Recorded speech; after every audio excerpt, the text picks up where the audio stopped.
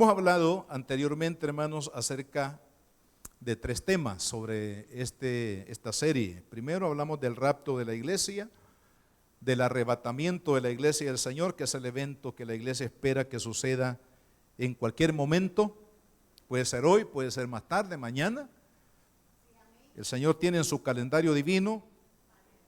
Luego hablamos acerca de las bodas del Cordero, en el arrebatamiento, en ese espacio va, en el espacio que se conoce como la semana 70 de Daniel. En el cielo estarán las bodas del Cordero y en la tierra habrá juicio, lo que hablamos la semana anterior, ¿verdad? Así que es importante que nosotros nos ubiquemos como cristianos en el calendario profético, porque eso ayuda a fortalecer la fe, a buscar al Señor, a esperarlo con todo nuestro corazón, a fin de que podamos encontrarnos con Él, y también debe de motivarnos a compartir la fe, debido a que las personas que no sean parte, hermanos, del arrebatamiento, van a sufrir los juicios de Dios sobre la faz de la tierra. Y hay una controversia en materia de interpretación bíblica de los grandes comentaristas de la Biblia hoy en día. Algunos dicen que habrá oportunidad de salvación para los gentiles en la gran tribulación, y otros dicen que no habrá oportunidad para los gentiles de salvación en la gran tribulación, sino que Dios va a tratar especialmente con el pueblo de Israel, con la nación de Israel en el tiempo de la gran tribulación. Así que está esa controversia. Lo que yo podría decir, hermanos, que lo mejor es que los que hemos conocido al Señor hoy en día caminemos en fidelidad. Caminemos en fidelidad, hagamos la obra de salvación a través del Evangelio, a través del testimonio de Cristo. Procuremos que las personas vengan al conocimiento de la verdad del Señor, porque no sabemos en realidad, no hay mucha certeza en lo que se lee en la Escritura proféticamente hablando, si habrá oportunidad de salvación para los gentiles en la gran tribulación o no. Así que lo mejor es que sigamos a Cristo. Si usted ha tomado, como dice la palabra, el arado de la fe, no lo suelte. Amén. No volvamos a ver atrás como la esposa de Lot, sino que sigamos a Cristo, sigamos con fidelidad al Señor, no perdamos la fe, y en el camino de seguir el testimonio de Cristo, anunciemos a otros y procuremos que nuestra familia esté también con el Señor. Amén. Porque imagínense qué doloroso sería que los padres, por ejemplo, vayan al cielo porque creyeron en el Señor, afirmaron su fe en el Señor, y sus hijos se queden en este mundo. Hermano, qué tragedia más grande sería eso. Y la Biblia lo dice claramente, lo dice de manera simbólica. Dice que dos estarán durmiendo en una cama, uno será tomado, el otro será dejado. Dos estarán trabajando en el campo, uno será tomado y el otro será dejado. Ahí claramente la Biblia entonces nos está advirtiendo de que habrá ese tipo de situaciones que se darán en el momento de la venida del Señor. Así que lo mejor, hermanos, es que si usted como matrimonio están siguiendo al Señor, afirmen su fe en el Señor ambos. Es algo maravilloso cuando el matrimonio camina en fidelidad al Señor. Es muy difícil cuando un miembro del matrimonio, un cónyuge, no está caminando con el Señor, y eso se vuelve como difícil para aquel que es creyente, que realmente quiere seguir al Señor. Le es difícil que su pareja, su compañero de vida, su esposo, cónyuge, no vaya también en la misma dirección. Es bastante complicado. Lo mejor es que si ambos han recibido a Cristo, que ambos caminen en el Señor y que vayan afirmando día a día su vida, y por supuesto la vida también de los hijos, de la familia, que es de lo cual el Señor también nos va a pedir cuentas. Amén. El Señor nos va a pedir cuentas de nuestros hijos cuando lleguemos a su presencia. ¿Qué hiciste con tus hijos? ¿Cómo los guardaste? ¿Les enseñaste la palabra? ¿Procuraste que fueran salvos? ¿Que caminaran en la fe? Todas esas cosas están ahí, hermanos, en el futuro, y es importante que desde ya nosotros tomemos responsabilidad en ello. Al hablar acerca de la segunda venida de Cristo, hermanos, hoy quiero hablar acerca de la venida visible, porque el término la segunda venida de Cristo se divide en dos grandes partes. Una es el regreso de Jesús por su iglesia, que esto no será visible al mundo, sino solamente será visible a la iglesia.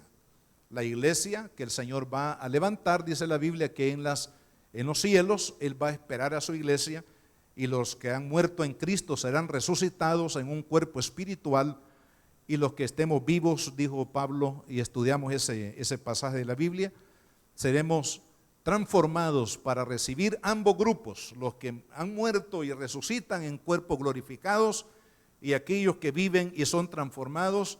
Ambos vamos a recibir al Señor en las alturas, allí en algún lugar del cielo. Entonces, eso no va a ser visible para el mundo. Al contrario, ya me imagino, hermanos, los grandes noticieros del mundo, las cadenas de noticias del mundo entero, darán noticias de que han desaparecido en todo el mundo, ¿verdad? Millones de personas que dejaron este mundo y no hay explicación alguna. El enemigo, que es astuto, hoy en día está preparando el terreno diciendo que hay vida en otros planetas. Ya usted se dará cuenta, porque ya hay en la NASA y otras empresas del mundo han enviado este tipo de robots a otros planetas y han llegado ya a Marte, al planeta Marte. Yo digo que ahí se va, hermanos, a borrar el mito de los marcianos, ¿verdad? Los marcianos nos han seguido, hermanos, por décadas, películas y todo de los marcianos que han invadido la tierra y que no sé qué. Hoy en día hay también ese tipo de películas de una manera diferente, pero hablando acerca de que hay visitantes de otras latitudes que están entre la humanidad, y por ahí desarrollan el argumento Hollywood y otras empresas de este tipo de negocios, ¿verdad? Como es las películas. Pero la verdad es que, hermanos, lo que ha sucedido y lo que no dirá, por supuesto, o a lo mejor sí, porque se ha predicado el evangelio por tantos años, en Europa, en Estados Unidos, en América, en todas partes del mundo se ha predicado el evangelio, se ha predicado la venida de Cristo por su iglesia, el rapto de la iglesia. A lo mejor en aquel momento lo reconozca la sociedad y digan: se cumplió lo que muchos predicadores predicaron desde los púlpitos, se cumplió lo que muchos cristianos testificaban a otros acerca de la venida de Cristo y el rapto de la iglesia, el arrebatamiento de la iglesia. Lo triste es lo que va a pasar aquí, hermano. Hablamos la semana anterior acerca de esta gran tribulación que habrá sobre la faz de la tierra, y voy a conectar aquí en la última parte que mencioné. ¿Quiénes estarán presentes en la tierra en medio de la gran tribulación? Número 1, el pueblo de Israel. Número 2, las naciones gentiles. Capítulo 12, capítulo 13 de Apocalipsis, hay que leerlo. Y también lo que se conoce como la falsa iglesia mundial, la confederación de todas las religiones del mundo en una sola iglesia. Esto es lo que va a suceder. Estos grupos van a estar presentes en la gran tribulación. Los únicos que no estarán presentes es la iglesia de Jesucristo. Es usted y yo, y todos aquellos que alrededor del mundo y a través de toda la historia, hermanos, hemos creído en la palabra de Cristo. Hemos creído en el mensaje angelical en el momento cuando Jesús asciende a la gloria del Padre. Ahí está en la palabra de Dios, en el capítulo 1 de Hechos de los Apóstoles. Ahí en las montañas de Galilea, Jesús asciende a los cielos y se posan ahí ante los discípulos dos varones que no son hombres, son ángeles de Dios, que les dicen: varones galileos, ¿qué estáis viendo al cielo? Este mismo Jesús que ha sido tomado al cielo, Él también volverá. O sea que es un testimonio que está no solamente respaldado por la palabra de Cristo, por las promesas de Cristo, por la revelación de Cristo, sino también, hermanos, por el testimonio de Dios mismo a través de los ángeles. Entonces el Señor vendrá, la iglesia no estará acá. procuremos no estar acá. ¿Qué debemos de hacer? Lo que la palabra de Dios ya nos anticipó en mucho en el Nuevo Testamento. Sé fiel hasta la muerte y yo te daré la corona de la vida. Ahora, en esta etapa, hermanos, en esta etapa también de la gran tribulación, hay un aspecto que no logramos tocar la semana anterior, y es cómo se va a dividir esta semana de juicio. La primera semana, que esta es una semana profética, estamos hablando de una semana que significan 7 años, es una semana profética. La primera parte de esta semana va a haber una aparente paz, aparente prosperidad. Le pregunto, ¿no es eso lo que buscan los pueblos? ¿No es eso, diríamos, el púlpito o el atrio donde la política se maneja? Ofrecerle al mundo paz, ofrecerle al mundo prosperidad para todos. Esas promesas, hermanos, porque son anhelos humanos. En medio de los conflictos que los países viven hoy en día, ¿verdad? Conflictos de salud, conflictos políticos, conflictos sociales, conflictos económicos, parecería que este escenario, hermanos, de todas estas crisis y necesidades que hay en el mundo, son muy propicios para que se levanten los líderes o las personas que quieren liderar una nación diciendo: nosotros le vamos a dar respuesta a esos problemas que usted tiene. Le va a parecer familiar porque eso así es, ¿verdad? En todas las actividades, hermanos, donde se mueve un movimiento para para ejercer gobierno sobre una nación, se fundamenta en esas necesidades humanas. En otras palabras, se aprovechan de las necesidades humanas para poder ofrecer algo que no pueden cumplir. Porque la paz y la prosperidad de los pueblos, hermanos, viene cuando hay una transformación del corazón de cada persona que vivimos en una sociedad. Y esa transformación del corazón que es necesario para que hayan cambios en una sociedad, para que haya prosperidad, justicia y paz en una sociedad, solamente Dios lo puede hacer. Solo Dios puede cambiar el corazón, hermano. Si una persona no es cambiada de su corazón, es decir, su naturaleza espiritual, su alma no es transformada a la imagen de Dios y a la obediencia a la palabra de Dios, no podemos esperar nada bueno si no oramos por esa transformación. Entonces, aquí entra en escena lo que se conoce como el anticristo. De esto vamos a hablar un tema particular sobre ello. Solamente menciono que en esta etapa de la gran tribulación sobre la tierra se va a levantar un gobierno mundial. Ya hay muchos esfuerzos y hay mucha información acerca de los esfuerzos que hay en el mundo para formar un gobierno de carácter mundial, un gobierno que tome control, ¿verdad? Para llevar, como digo, la paz, la justicia y la prosperidad, que son el ofrecimiento a las naciones del mundo, que se resuelvan todos los problemas. Pero ¿cómo se pueden resolver todos los problemas si los mandatarios no están de acuerdo? Cada uno es independiente, cada uno hace lo que quiere. Entonces, el gobierno mundial lleva como objetivo unificar, ¿verdad?, los gobiernos de la tierra. En otras palabras, lo que diga el líder mundial, eso se va a hacer en todas las naciones del mundo. Diríamos que los reyes van a venir a ser, o los gobernantes vendrían a ser simplemente personas que van a seguir, ¿verdad?, los lineamientos que emanen del gobierno mundial. En esta etapa, los primeros 3 años y medio van a ser de aparente paz.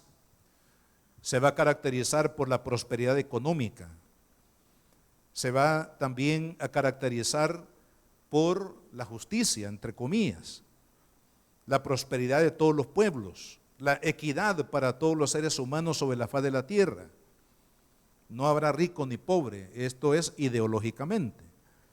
Habrá un pacto de paz entre la nación de Israel con el gobierno mundial del anticristo. Israel, ustedes saben que Israel no ha tenido paz desde que se fundó, hermano, allá en el año 48. No ha tenido paz. Israel no ha disfrutado de un día de decir, hoy estamos en paz. Han pasado ya, creo, 70 años Israel no ha tenido, hermanos, paz en su tierra. Ellos anhelan la paz. Ellos desean vivir en paz con los que le rodean y con toda la humanidad. Nada menos el día de ayer leía de estos movimientos antisemíticos, antijudíos, que se mueven en las naciones.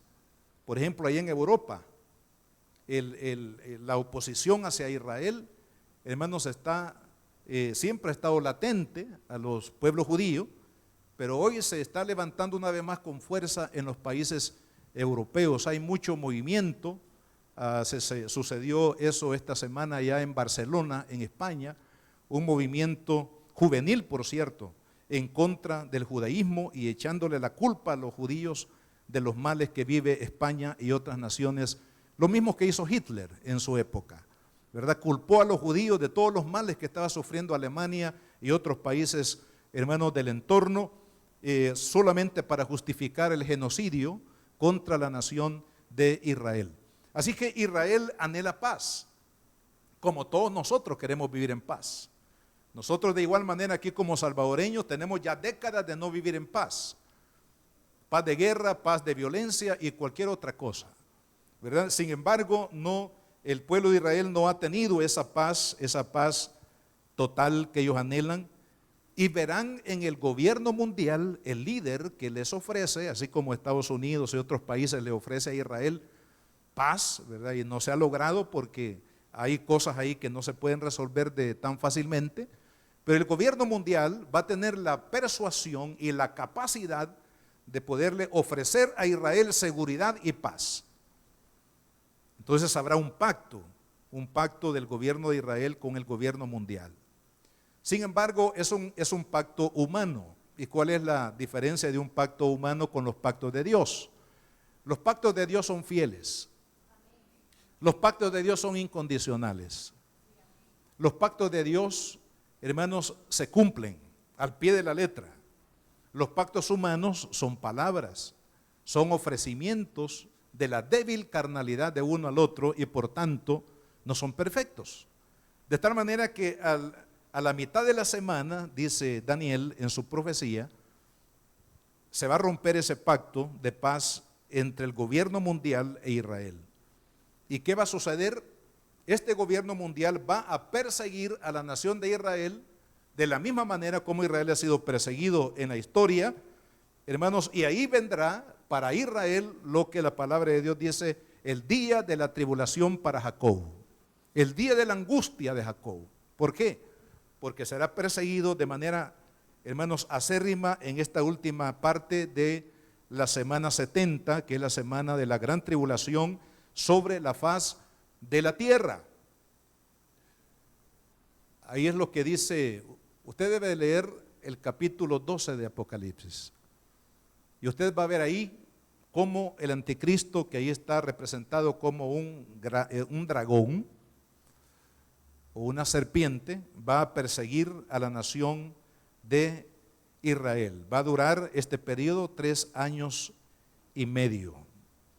¿Logrará Satanás destruir a Israel? No. ¿Por qué? Porque Dios le prometió desde los lomos de Abraham que sería un pueblo bendito en todas las generaciones. De tal manera que el enemigo ya sabe que la derrota está prevista en ese esfuerzo de destruir al pueblo de Israel. No lo va a lograr. ¿Por qué? Porque Dios es el que defiende a Israel. De la misma manera, hermanos, como la iglesia de Cristo, que es ahora el pueblo de Dios, el que predica la palabra, el evangelio en las naciones, de la misma manera, como ni aún el imperio de Roma, 300 años de persecución cristiana, donde murieron miles de cristianos de aquella época. Muchos fueron allí al Coliseo Romano. Hoy el Coliseo Romano es un monumento para visita de todos los turistas de todo el mundo. Sin embargo, cuando un turista se para allí en ese escenario, hermanos, probablemente algunos no lo saben, pero se están parando sobre la sangre de muchos mártires que sucedió en la época del Imperio Romano. Pero sabe, aún con toda la persecución y con toda esa violencia del imperio contra la iglesia sigue viva. Gloria al Señor. Amén. Dele gloria al Señor. La iglesia sigue viva. Los hijos de Dios, la iglesia, es más, la iglesia, hermano, está diseminada casi en todas las naciones del mundo. Todas las etnias que no han sido alcanzadas son los pueblos que están más remotos y que hay que llegar con el evangelio, pero podríamos decir que todas las ciudades modernas del mundo han sido alcanzadas con el evangelio, quizás en su mayoría. Gracias a Dios. ¿Por qué? Porque el que nos defiende es Jesús. ¿Recuerda usted cuando Pablo, en ese momento era Saulo de Tarso, persiguió a la iglesia, llevó a muchos a la cárcel y algunos consintió en su muerte? Dice la palabra, dicho de otra manera, él era la autoridad y dijo: sí, a este mátenlo por el testimonio de Jesús, a otros llévenlos a la cárcel. El mismo Pablo testifica de lo que él hacía cuando en su ignorancia estaba dando golpes sobre, hermanos, el aguijón, estaba dando golpes sobre ¿qué podríamos utilizar? Un alfiler o algo que tiene punta, ¿verdad? Un gancho. Eso es lo que significa. Es como decir: voy a golpear con fuerza o darle puntapiés, hermanos, a un alfiler o a una espada o a un clavo. Eso es lo que compara ahí la Biblia. Tú estás dando golpes y cada golpe que das no dañas a Cristo ni a la iglesia, sino te dañas a ti mismo. Eso es lo que le está diciendo el Señor ahí. En su ignorancia persiguiendo a la iglesia, mas no sabía que perseguir a la iglesia era meterse con papá. Amén. Porque dice: tú persigues a la iglesia, no estás persiguiendo a la iglesia en sí, me estás persiguiendo a mí. Entonces, el que mete, hermanos, a pleito a la iglesia, o el que trata de destruir a la iglesia, el que trata de hacerle daño a la iglesia de Dios, a la iglesia de Cristo, está peleando con Dios. Y quiero decirle que nadie, nunca, jamás en la historia le ha ganado a Dios. Y estamos totalmente seguros que en el futuro nadie le va a ganar a Dios, porque Él es el soberano. Él es el que tiene dominio sobre la tierra, sobre los reyes de la tierra. Él quita, Él pone. Dice el proverbio que Él inclina el corazón del rey a su voluntad. Es decir, Dios tiene soberanía. Entonces Dios va a guardar a la nación de Israel de la misma manera como guardó a la iglesia hasta el momento del arrebatamiento. Y durante este periodo, que también lo vamos a ver particularmente porque es algo largo, es una extensa información, la sucesión de los juicios de Dios durante este periodo de la segunda parte de la semana 70 de Daniel, 3 años y medio de tribulación, para que usted se dé cuenta de todos los juicios que van a caer sobre la tierra, sobre las naciones rebeldes a Dios y sobre el imperio del anticristo y el gobierno mundial, y también sobre la iglesia falsa que va a estar latente en ese tiempo. Hay que leer desde el capítulo 6 de Apocalipsis hasta el capítulo 18. Ahí va a encontrar los 7 juicios de los sellos, los 7 juicios de las trompetas y los 7 juicios de las copas. Son 21 juicios de manera sucesiva, porque uno, al terminar, por ejemplo, el caso de los sellos, el último sello une el juicio con las trompetas. Entonces es una sucesión de juicios que van a finalizar ¿cuándo? Y aquí vamos a conectar el tema de este día. Libro de Apocalipsis en el capítulo 19. ¿Cuándo va a terminar este periodo de tribulación para Israel y para las naciones rebeldes? Dice versículo 11: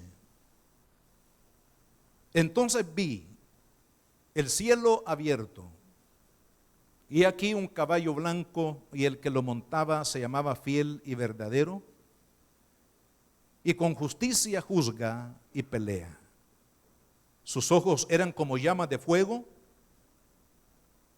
y había en su cabeza muchas diademas, y tenía un nombre escrito que ninguno conocía sino él mismo. ¿Quién es él? El que viene en las nubes. Dice, estaba vestido de una ropa teñida en sangre, y su nombre es el Verbo de Dios, o sea, refiriéndose a Jesús. Y los ejércitos celestiales, vestidos de lino finísimo, blanco limpio, le seguían en caballos blancos. ¿Quiénes son ellos? Es la iglesia que regresa con Jesús a la tierra.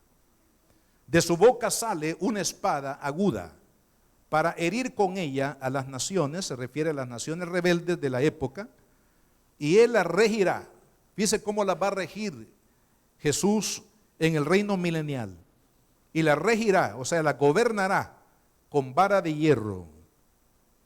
Y él pisa el lagar del vino del furor y de la ira del Dios Todopoderoso. Pisar las uvas era muy común en la época bíblica, porque de esa manera extraían el jugo. Hoy lo hacen con maquinaria, estamos en otro tiempo. Pero en aquel tiempo, para extraer el jugo de la uva para procesar el vino, habían personas que eran contratadas para pararse en el lagar. El lagar era el lugar donde depositaban las uvas, y su trabajo era, ¿verdad?, estar todo el día, horas y horas, pisoteando las uvas.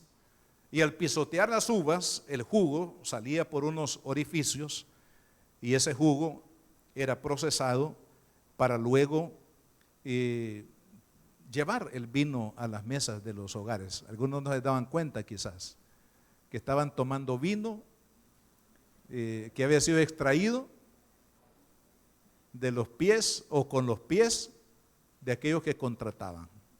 No sé si se ponían alguna bolsa o algo ahí, hermano, o a lo mejor así a puro dedo. Pero lo cierto es que esta figura de pisotear las uvas la toma aquí el Señor para hablar del juicio, porque esta gran tribulación, hermano, va a terminar cuando Jesús aparezca, cuando todo ojo lo vea. Y aquí conectamos lo que mencionamos en Mateo capítulo 25, al principio en el versículo 31, dice, cuando el Hijo del Hombre venga, que está revelado también ahí en Apocalipsis 19, cuando el Hijo del Hombre venga en su gloria, todos los santos ángeles con él, entonces se sentará en su trono de gloria. Veamos que cuando Jesús venga, hermano, en esta venida visible que le pone fin a la gran tribulación, dice que va a venir para gobernar. ¿Qué es lo que Jesús hizo en su primera venida? Él vino a buscar y a salvar lo que se había perdido. Él vino para entregar su vida, como dice la Biblia, como cordero mudo, no abrió su boca, se dejó, hermanos, hacer y deshacer todo lo que los hombres quisieron con él. Lo maltrataron, lo insultaron, le mesaron la barba, que significa le arrancaron la barba sin anestesia. Hermano, lo coronaron con espinas, lo azotaron. Después de los azotes lo obligaron a llevar su madero hasta el monte Calvario, y ahí en el monte Calvario, hermanos, lo crucificaron. Es decir, toda esa barbarie que el hombre hizo con el Señor, él no se defendió. En una ocasión él dijo, porque los discípulos quisieron defender a Jesús de un grupo de personas que lo querían despeñar, lo querían prácticamente lanzar al precipicio. Él dijo, quietos, yo tengo el poder para pedir que Dios me asista con 12 legiones de ángeles. Estamos hablando de miles de ángeles, pero no lo hizo. Pero cuando Él venga por segunda vez, dice que se sentará en su trono de gloria. Aquí la palabra sentar en el trono es una tipología de gobernar. Ahora Jesús no viene para ser crucificado y maltratado y herido y menospreciado y rechazado. Ahora Jesús viene, hermanos, para gobernar la tierra, para gobernar las naciones de la tierra. Y dice el siguiente versículo, y serán reunidas delante de él todas las naciones, y apartará los unos de los otros como aparta el pastor las ovejas de los cabritos, y pondrá las ovejas a su derecha y los cabritos a su izquierda. No tiene nada que ver con lo político, hermano. Dice, apartará a sus ovejas y apartará a aquellos que son las naciones rebeldes. Ve qué interesante, porque la palabra nos está diciendo acá que cuando Jesús venga por segunda vez, Él va a tratar con las naciones. Él va a tratar con el pueblo. Aquellos que mostraron una actitud, hermano, rebelde al Señor, serán apartados. Y aquellos que fueron, diríamos, consecuentes con el mensaje del Evangelio, y creo que esto tiene que ver más con la nación de Israel, será apartada para salvación. Entonces Dios, el tema aquí es, hermanos, ¿para qué Jesús va a regresar a la tierra?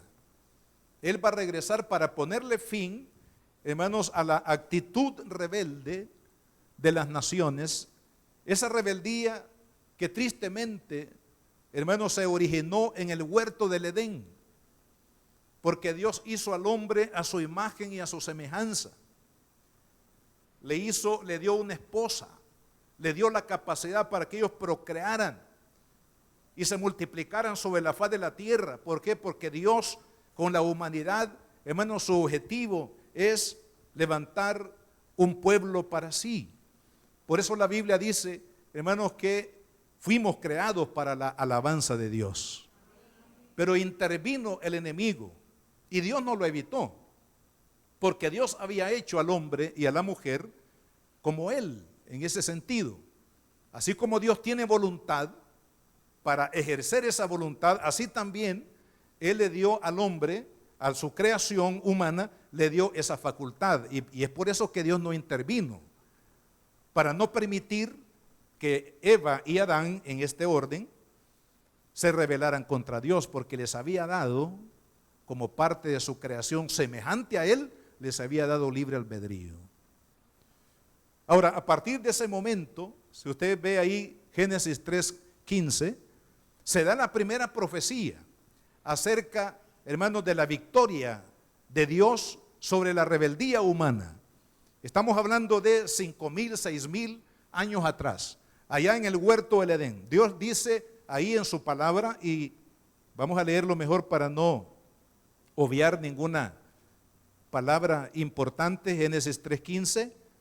Después, esto está después del pecado de Adán y Eva, y esta es la promesa que el Señor da, y dice, y pondré enemistad entre ti y la mujer, y entre tu simiente y la simiente suya. Esta te herirá en la cabeza y tú le herirás en el calcañar. ¿De quién está hablando aquí esta profecía? Está hablando de dos descendencias. Está hablando de la descendencia de los redimidos, comenzando con el caso de Abraham.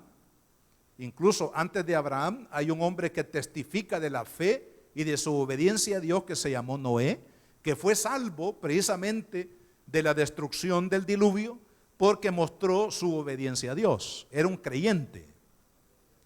Entonces, esa descendencia que traería a Jesús en un momento determinado, el pueblo de Israel, la nación de Israel, traería en el tiempo, en lo que es lo humano, en la carne, al Hijo de Dios a este mundo. Ese cuerpo que se formó en el vientre de la Virgen María. Es importante esto, hermano, que lo entendamos, porque Dios no tiene, Jesús no tiene mamá. Decir que es mamá de Dios es una aberración, porque dejaría de ser Dios. Si Jesús tiene una madre, dejaría de ser Dios. Ahí la palabra lo que nos quiere decir es que el cuerpo que creció en el vientre de la Virgen María es el cuerpo físico donde el Hijo de Dios se manifestó al mundo. Por eso la Biblia habla 100% hombre, 100% Dios. Haciéndose carne o habitando en un cuerpo humano, Jesús no dejó de ser Dios. Ese es el gran misterio y la gran verdad revelada, hermanos, en la palabra. Entonces aquí en este versículo lo que nos está diciendo es que este pueblo, esta simiente que Dios apartaría de aquellos que obedecerían y creyeran en Él, traerían con el tiempo al Mesías Redentor a manifestarse en carne sobre esta tierra. Y eso sucedió, ahí lo narra Mateo, no vamos a tomar ese tiempo, pero usted lo conoce. Mateo en el capítulo 1 y 2 habla acerca de los acontecimientos de la llegada de Jesús, su primer llegada a este mundo, allá en Belén de Judea. Lo cierto es, hermanos, que cuando Jesús venga por segunda vez, de manera visible para las naciones, le pondrá fin a la rebeldía de la humanidad. ¿Qué es lo que el hombre necesita para ser redimido? ¿Qué es lo que el mundo necesita, hermanos, para ser redimido como humanidad entera? Es volverse a Dios. Por ejemplo, cuando usted se vuelve a Dios, cuando usted acepta a Cristo como su Señor y Salvador, ¿qué es lo que está haciendo? Usted está poniéndole fin en su vida a la rebeldía que trajo el desastre para la humanidad, hermano, porque la paga del pecado es muerte. Pero cuando usted acepta a Cristo y somete su vida día a día al gobierno del Espíritu Santo, al gobierno de la palabra, ¿qué estamos haciendo? Estamos poniéndole fin a la rebeldía, al menos en nuestra vida. Cuando usted trae a través del testimonio, de la fe, de la oración, hermanos, del evangelio a su familia, a Cristo, su esposa, sus hijos o las madres a sus hijos, su hogar, ¿qué es lo que estamos haciendo? Trayendo a nuestro hogar a la obediencia a Dios. Amén. Cuando predicamos la palabra, por eso es que la iglesia está comprometida a predicar el evangelio. ¿Por qué? Porque cada vez que usted predica el evangelio, habrá alguna alma aquí en El Salvador o más allá de esta frontera que le va a poner fin a la rebeldía contra Dios, entregándose a Jesucristo. Por eso es importante la predicación de la palabra, porque, hermanos, solamente el sometimiento a la obediencia de Dios traerá o pondrá fin a la rebeldía. Y es lo que va a hacer Jesús cuando Él venga por segunda vez. Le va a poner fin a la rebeldía. Mire, en los últimos 3 años, en el momento que Jesús aparezca, dije, habrá gran tribulación contra las naciones rebeldes. Este gobierno mundial que lanzará sus tentáculos por todo el mundo, hermanos, y para prueba una situación que se ha dado en estos primeros días del gobierno del nuevo presidente de los Estados Unidos. Él ha firmado iniciativas, decretos, por ejemplo, en cuanto a la moralidad de los Estados Unidos. Ustedes saben que la moralidad de los Estados Unidos está en un deterioro. Digo, no solamente los Estados Unidos, sino también nuestra nación y las naciones del mundo. Pero una de las declaraciones que él dio en una audiencia, en una noticia, es que este impulso, por ejemplo, de la identidad de género y que cada persona debe de escoger qué es lo que quiere ser, lo van a exportar al mundo entero. Y Estados Unidos sabe cómo hacerlo, porque Estados Unidos sabe que el dinero atrae y compromete a los líderes de la tierra. Paralelamente a esto, hermanos, de impulsar este tipo de leyes en todas las naciones del mundo, promover desde Estados Unidos que se implemente esta identidad de género y que cada persona pueda decidir si es mujer, puede decidir que es hombre, y si es hombre puede decidir que es mujer, y también enseñarlo a los hijos. Hermano, está, mire, con otra noticia que ha llegado y que ha alegrado a los presidentes de esta región, que Estados Unidos va a dar cierta cantidad de miles de millones de dólares para favorecer a los pueblos de este sector de la tierra. Ahora, eso no es casualidad, hermano. No es casualidad que se ofrezcan millones de dólares a las naciones y al mismo tiempo se esté pensando en la propagación, la divulgación, hermanos, de este tipo de yo le diría, inmoralidad en las naciones. ¿Qué es lo que estamos viendo entonces? Que será posible, si un presidente de un país puede hacer esto con el poder del dinero, hermano, ¿cómo no lo hará el imperio mundial, que tendrán toda la riqueza de la tierra concentrada en su gobierno? ¿Qué es lo que no se hará en aquel tiempo? Entonces, contra esa rebeldía del hombre a Dios y a su palabra eterna, hermanos, es que Jesús vendrá para ponerle fin. Y ha habido 3 años y medio de tremenda tribulación, y cuando el Señor venga, mire, el anticristo, y esto lo veremos más en detalle cuando hablemos del anticristo en sí, va a confabular a todos los ejércitos de la tierra para tratar de detener a aquel que viene en el cielo o desde el cielo. ¿Y qué es lo que va a pasar? Y con esto, esta lectura termino.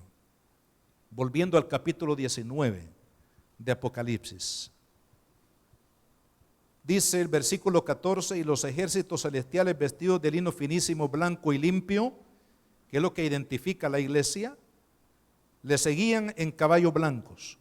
De su boca sale una espada aguda para herir con ella las naciones, y la regirá con vara de hierro, y pisa el lagar del vino del furor y de la ira del Dios Todopoderoso.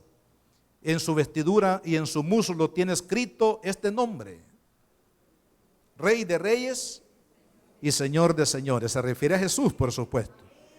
Y oiga, y vi a un ángel que estaba en pie en el sol y clamó a gran voz diciendo a todas las aves que vuelan en medio del cielo: venid y congregaos a la gran cena de Dios, para que comáis carnes de reyes, de capitanes, carnes de fuertes, carnes de caballos, de jinetes, carne de todos, libres, esclavos, pequeños y grandes. Y vi a la bestia y a los reyes de la tierra, hablando del anticristo, y sus ejércitos reunidos para guerrear contra el que montaba el caballo y contra su ejército. ¿Qué estamos viendo acá? El clímax de la rebelión humana. Aún con todo, no se han dado por vencidos contra Dios. Se unen en todos los poderes militares para guerrear, dice. Hacer guerra significa eso. Guerrear significa hacer guerra, oponerse con la fuerza a la venida del Señor. ¿Y qué va a pasar? Dice: y la bestia fue apresada, y con ella el falso profeta, que habían hecho delante de ella señales con las cuales habían engañado a los que recibieron la marca de la bestia y habían adorado su imagen. Estos dos fueron lanzados vivos dentro de un lago de fuego que arde con azufre, y los demás fueron muertos con la espada que salía de la boca del que montaba el caballo, y todas las aves se saciaron de las carnes de ellos. Dicho en otras palabras, ¿cómo termina la rebelión del hombre? Siempre termina mal, hermano. Cualquier persona que se rebela contra Dios, siempre téngalo por seguro que va a terminar mal. Es mejor ser amigo de Dios. Es mejor caminar en amistad con Dios. Es mejor, hermano, ponerle fin en nuestra propia vida y procurar que en nuestra familia se le ponga fin, hermano, a la actitud rebelde del hombre hacia Dios. Porque nadie le puede ganar a Dios. Él siempre va a triunfar porque es el creador de los cielos y de la tierra. Y Él no necesita armas nucleares, hermano, para ponerle fin a la rebeldía del hombre. Porque Él solamente hablará la palabra y los ejércitos serán destruidos. Por ello, amados hermanos, anhelemos la venida de Cristo, pero anhelémosla sabiamente. 1, yo debo de vivir para la gloria de Dios todos los días de mi vida. 2, yo debo de procurar que mi familia y otros más vengan al camino de obediencia para que tengan una esperanza viva más allá de la muerte. Hermano, eso debe de ser los dos compromisos que usted y yo abracemos para poder esperar la venida de Cristo. La Biblia dice, el Espíritu y la esposa dicen, ven Señor Jesús. El Espíritu Santo y la iglesia deben de estar, hermanos, preparadas, esperando, anhelando la venida del Señor. Pero mientras Él viene, amados hermanos, vivamos para la gloria de Cristo, vivamos para honra del Señor. No permita, no venda, hermano, la bendición de la salvación por un plato de lentejas de este mundo. Usted y yo tenemos que seguir fieles al Señor y también procurando que muchos vengan al reino a través de la predicación del Evangelio. Póngase de pie, vamos a orar. Amado Padre, en el nombre de Jesús, te damos las gracias, bendito Señor.